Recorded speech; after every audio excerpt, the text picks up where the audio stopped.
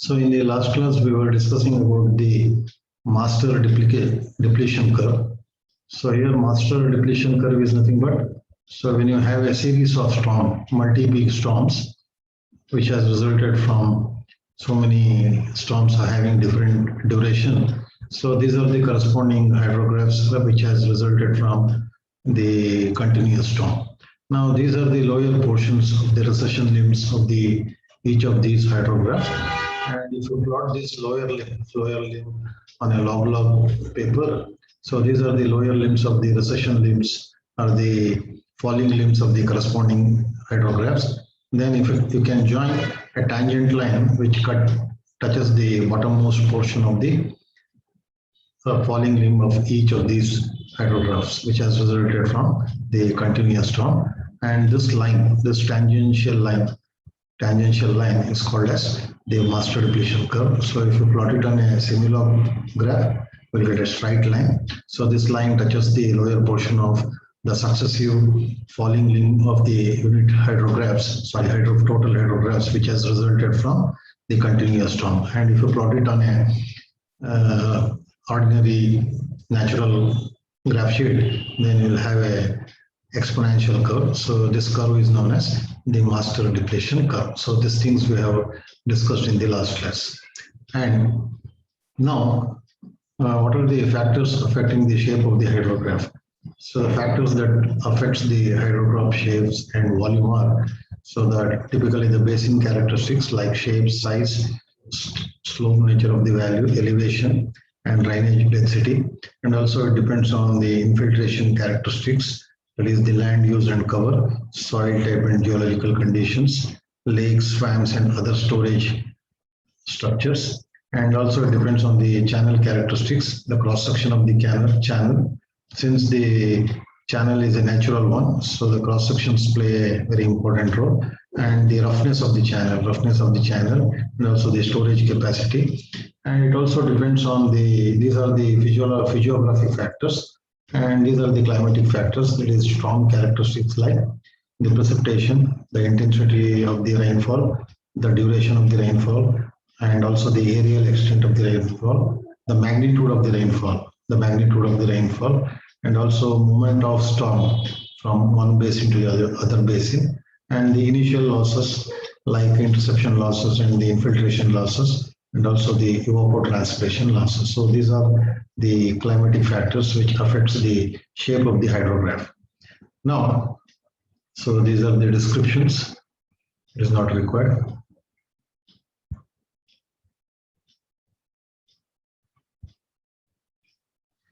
Now, in the last class, we have discussed what is a hydrograph. Hydrograph or a flood storm hydrograph or a flood hydrograph is nothing but a plot of the discharge versus time in hours or minutes. And in the typical hydrograph that we have seen here, this is the components of a typical hydrograph.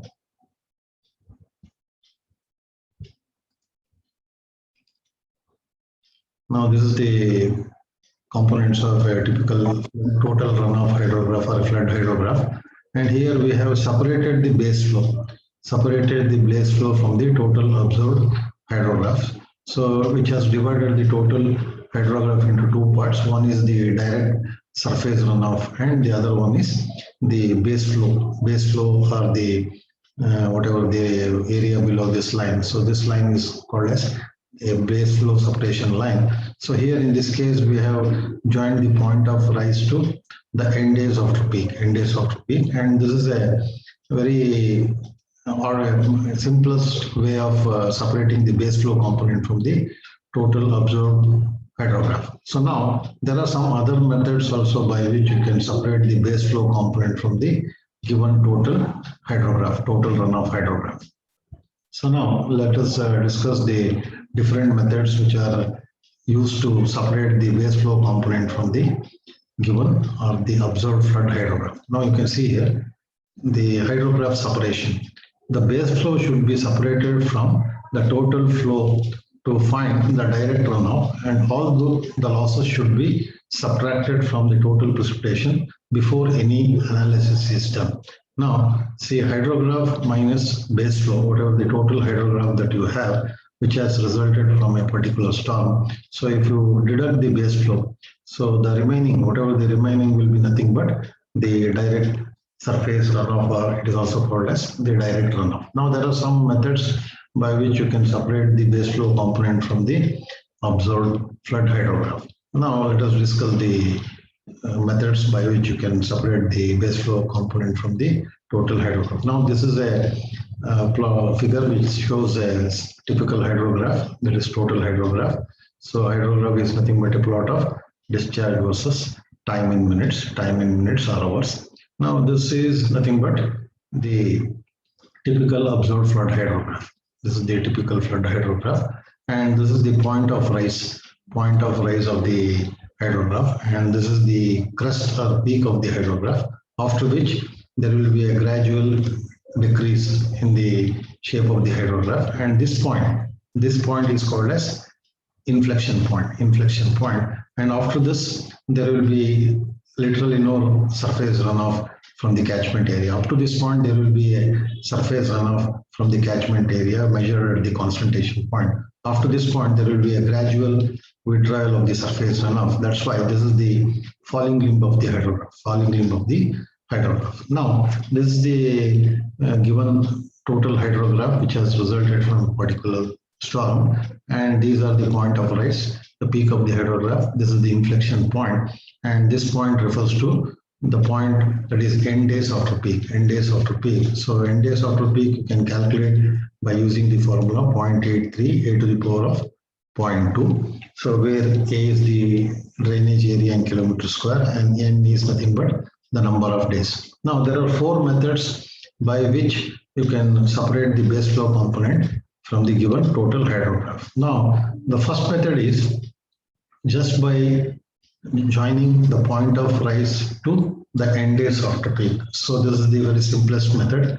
So by joining a line from point of rise to the n days after peak, so you can separate the total hydrograph into two components.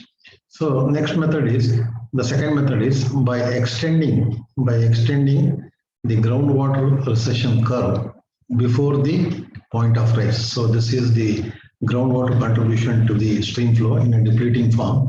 So I extend the groundwater depletion curve up to a point which is just under the peak of the hydrograph. You can see here, you can extend the groundwater recession curve up to a point which is just under the peak of the hydrograph. Then you can join point C and point B. So point B is nothing but it is the n days after peak. So this is the second method by which you can separate the base flow component. The first method is directly by joining the point of rise to n days after peak. The second method is you can extend the groundwater recession curve before the commencement of the storm up to a point which is just below the peak of the rainfall, peak of the hydrograph, and you can join point C and B. So this is the second method. Now, the third method is extend the groundwater recession curve, that is the groundwater depletion curve you can see here. So once the hydrograph starts falling, there will be a contribution of water or the groundwater contribution to the stream flow. So this portion you can see it as this is the groundwater contribution to the stream flow in a depleting form. So you extend this groundwater depletion curve after the storm, so up to a point which is just below the inflection point. This is the inflection point. Now what you have to do is extend the groundwater depletion curve after the hydrograph. Extend this line up to a point which is just below the inflection point. Then you can draw an arbitrary rising line from point of rise to this point.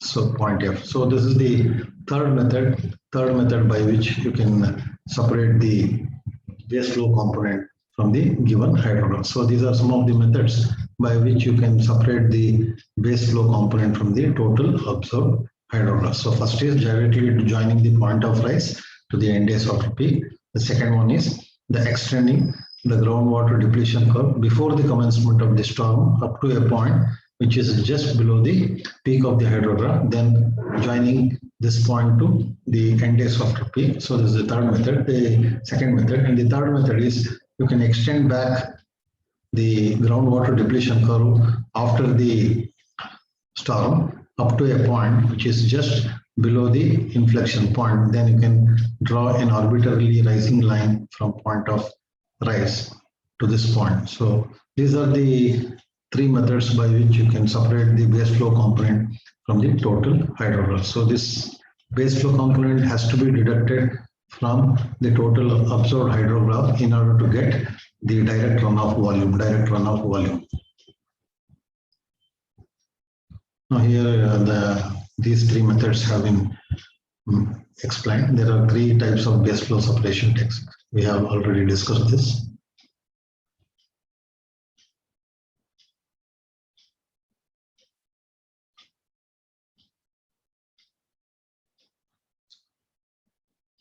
Now these things also we have discussed in the earlier process.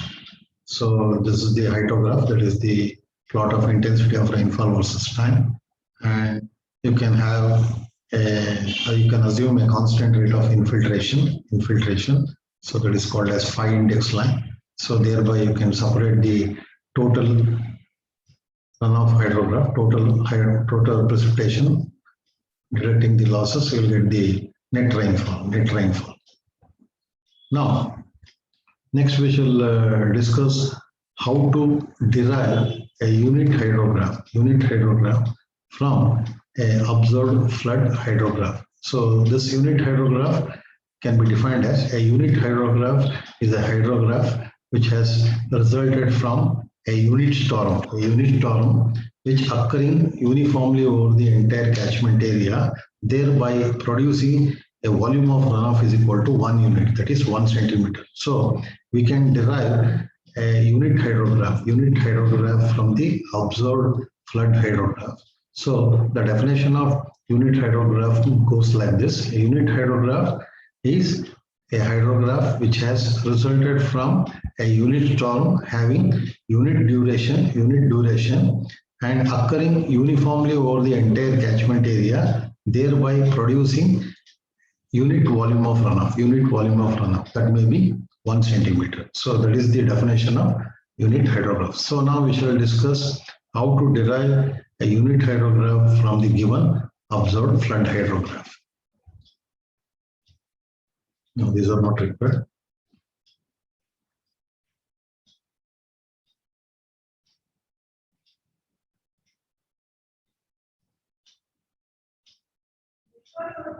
Now, here is the procedure how to derive a unit hydrograph from a observed flood hydrograph. So now, from the available records for nearly 30 to 40 years, select from the record an isolated storm which occurring uniformly over the catchment area and which produces flood hydrograph with appreciable runoff, that is 8 centimeter, that is above 1 centimeter, because we are going to derive a unit hydrograph from the given flood hydrograph. So we know the definition of unit hydrograph. A unit hydrograph is a plot of discharge versus time which has resulted from a unit storm having unit duration and occurring uniformly over the entire catchment area, which produces a volume of runoff is equal to 1 centimeter. So in order to derive a unit hydrograph from the given flood hydrograph, so from the available record, you have to select an isolated storm which has occurred uniformly over the entire catchment area and which has produced a volume of runoff greater than 1 centimeter. That is, it may be about 4 to 5 centimeters, or it may be about 8 to 16 centimeters. So next, unit period may be in the range of 15 to 30% of the peak time period. So we know the hydrograph. So this is the point of rise and this is the peak of the hydrograph. So the unit period that we can select, it is about 15 to 30% of the peak time period from the point of rise. So the unit period may be in the range of 15 to 30% of the peak time period. That is the time from the beginning of the surface runoff to the peak of the hydrograph. So this is the point of rise and this is the peak of the hydrograph. So you can select the unit period between these 2 points, that is about 15 to 30% of the peak time period, that is the time from the beginning of the surface runoff to the peak of the hydrographs. So the typical unit periods may be about 2 hours, 3 hours, 6 hours, or 8 hours. So depending on the duration of the flood hydrograph. So we can derive a unit hydrograph from the given flood hydrographs. So the first is you have to select from the available records a single storm which has resulted, which is occurring uniformly over the catchment area and which produces a volume of runoff greater than 1 centimeter, and the unit time may be in the range of 15 to 30% of the peak time period, that is time from the beginning of the surface runoff to the peak of the hydrograph. So the typical periods may be either it may be 3 hours, 6 hours, 12 hours, 15 hours, 18 hours, multiples of 2 or multiples of 3. So any unit period you may select. Now, select the flood hydrograph which has resulted from a unit storm according to the first point. So we have to select a flood hydrograph which has resulted from the unit storm according to the first point. Next, separate the base flow from the total runoff by using any one of the base flow separation method. We have already discussed 3 methods by which you can separate the base flow component from the total hydrograph. Now, once you deduct the base flow component from the total runoff hydrograph, so from the ordinates of the total runoff hydrograph, so TRO is nothing but the ordinates of the total runoff hydrograph, you have to deduct the corresponding ordinates of the base flow, that is base flow ordinates, to obtain the ordinates of the direct runoff ordinates, that is DRO. DRO is nothing but the direct runoff ordinates. So from the available record, you have selected a particular isolated storm which has resulted from an isolated storm, and we can calculate the total runoff ordinates from the graph, and from the total runoff ordinates we have to deduct the base flow component that is known as the base flow ordinates in order to obtain the direct runoff ordinates. Now we shall discuss how to separate the base flow component from the observed unit hydrograph.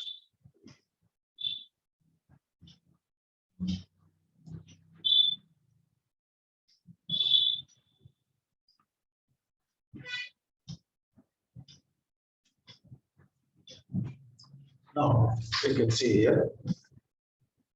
Now this is a typical hydrograph which has resulted from an isolated storm, and you know the different components of this total runoff hydrograph. So this hydrograph is basically a plot of discharge versus time. So you can draw the corresponding hydrograph which has resulted from an isolated storm. Now you have to separate the base flow component from the total runoff hydrograph. You have to separate the base flow component by any one of the method. So in our case, we have joined the point of rise to the end days after peak. So this line is the base flow separation line. Now, when you plot it on a graph, so the ordinates, now from this point, the hydrograph starts rising. Now these are the ordinates of the total runoff hydrograph at different time intervals. So the vertical ordinates. So this is the total runoff ordinates. You can find out the total runoff ordinates at different time interval. So the vertical height from this point to the base, from the up to the base. So these are the total runoff ordinates. Now, once you separate the base flow component from the total runoff ordinates, so these are the base flow components, base flow ordinates. So these are the vertical intercepts are nothing but the base flow ordinates. So now from the total runoff ordinates, if you deduct the base flow ordinates, you will get the direct surface runoff ordinates, that is DRO. So TRO is nothing but the total runoff ordinates. So from the total runoff ordinates, if you deduct the base flow ordinates, you will get the direct runoff ordinates.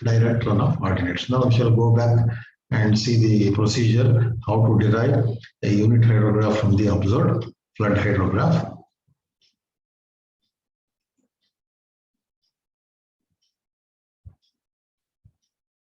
Now you can see here the definition of unit hydrograph. A unit hydrograph is defined as the hydrograph of direct runoff resulting from a unit storm having unit depth, that is 1 centimeter of rainfall excess, occurring uniformly over the basin and at a uniform rate for a specified duration of time. So it is assumed that unit hydrograph is representative for the runoff process of a basin. In general, the direct unit hydrograph, that is example. So when you solve the numerical problems, you will understand better how to derive a unit hydrograph from the observed flood hydrograph. So basically the definition of unit hydrograph is a unit hydrograph is a hydrograph which has resulted from a isolated storm, correct? Unit storm having unit duration occurring uniformly over the entire catchment area, thereby which produces a volume of runoff is equal to 1 centimeter or 1 unit.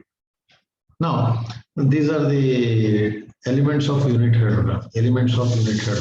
Now, this is the unit hydrograph which has been derived from the total observed hydrograph. That means you can derive the unit hydrograph from the total observed hydrograph. That means by deducting the base flow ordinates from the total runoff ordinates, and you will get the direct runoff ordinates. So these direct runoff ordinates are nothing but the ordinates of the unit hydrograph. So now, similarly, these are the components of the elements of unit hydrograph. You can see here, this is the peak of the unit hydrograph, and this is the inflection point, and this is the unit hydrograph. And area under this curve is equal to 1 centimeter of runoff over the catchment area. So the definition of unit hydrograph is nothing but it produces a volume of runoff is equal to 1 unit or 1 centimeter. So these are the elements of unit hydrograph. That means the unit hydrograph has resulted from an isolated storm having a unit time period or unit duration and occurring uniformly over the entire catchment area, thereby producing a volume of runoff is equal to 1 centimeter.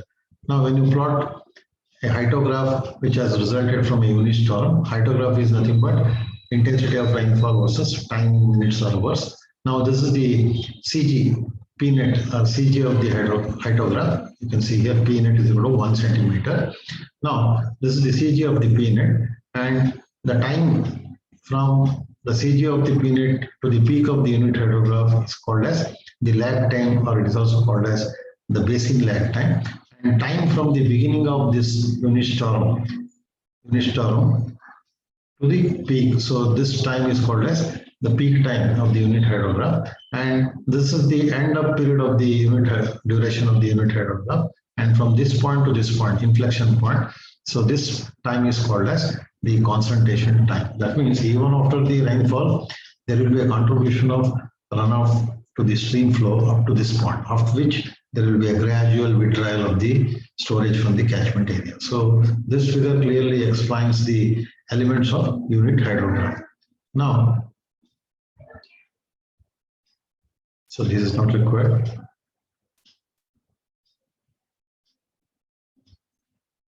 Now, what are the applications of this unit hydrograph? So the development of flood hydrograph for extreme rainfall events that can be used to design hydraulic structures such as bridges and culverts. And in the watershed simulation models also you can development of flood forecasting and warning system based on the rainfall that has occurred in that particular catchment area, and also the extension of flood flow records based on the rainfall records. So these are some of the applications of unit hydrographs. So the data will be very helpful in developing a simulation model of a particular watershed, and also you can estimate the volume of runoff that comes out of the catchment area. So this information will be very helpful for the design of hydraulic structures such as bridges and culverts and reservoirs. Now, this is the derivation of unit hydrograph. So this is the procedure. Now, suppose this is the given runoff hydrograph. This is the total runoff hydrograph, correct? And you have separated the base flow component from the total runoff hydrograph. And these are the ordinates of the total runoff hydrograph. These are the ordinates of total runoff hydrograph. And if you deduct the base flow ordinates from the total runoff hydrograph. So you will get the ordinates of the direct runoff ordinates. So this is the method to, and from this direct runoff ordinates, we can derive the ordinates of the unit hydrograph. Now the procedure you can see here. Now divide the volume of direct runoff by the area of the drainage basin. So you know the area of the drainage basin. Whatever the ordinates of the direct runoff ordinates, you take the summation of all the direct runoff ordinates, and that divided by the area of the catchment, you will get the net precipitation depth in centimeter or meter over the area. So the time is running out. I request all of you to mark your attendance in the chat box. Now what we have to do is, in order to derive the ordinates of unit hydrograph, so first you measure the ordinates of total runoff hydrograph. So from the ordinates of total runoff hydrograph, you deduct the ordinates of the base flow, thereby you will get the ordinates of the direct runoff ordinates. So you take the summation of all the direct runoff ordinates and divide the direct runoff ordinates, that is divide the volume of direct runoff ordinates by the area of the drainage basin. So the volume will be in meter cube and the area will be in meter square. So we'll get the net precipitation depth in centimeter or meter over the entire area. Now the volume of direct runoff is computed by first finding the area of the direct runoff hydrograph and then multiplying it by the appropriate scale factor. Now here when you plot the total hydrograph by graphical methods, so in the next class we shall discuss how to derive the ordinates of unit hydrograph from the observed flood hydrograph by graphical method. So now the time is running out. So please mark your attendance in the chat box.